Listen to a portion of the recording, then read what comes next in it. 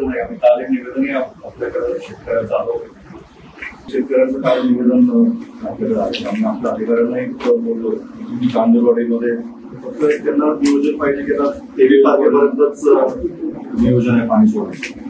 गेल्या 4-5 दिवसामध्ये तरी त्यांना थोडं सक्तीची वर जर केली व्यवस्था आणि बरेच होतात सार्वजनिक आपलं बांधकाम विभागाच्या मध्ये काही कामं बजेट बरेच गावांमध्ये पुन्हा मनरेगाची वगैरे कामं देखील आता जूनवर अपेक्षित होती यायला, पण ती काही आली नाही पाहिजे.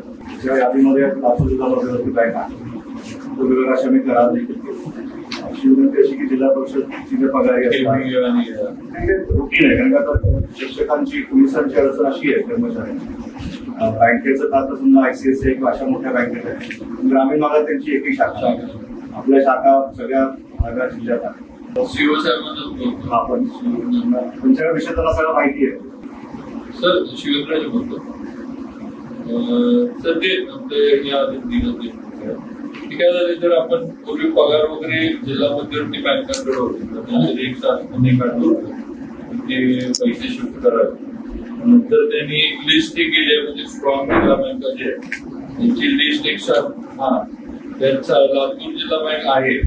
एफडी पगार वगैरे पगाराचं मेन आहे, पगारामुळे जरा व्यवहार वगैरे चालू राहतात.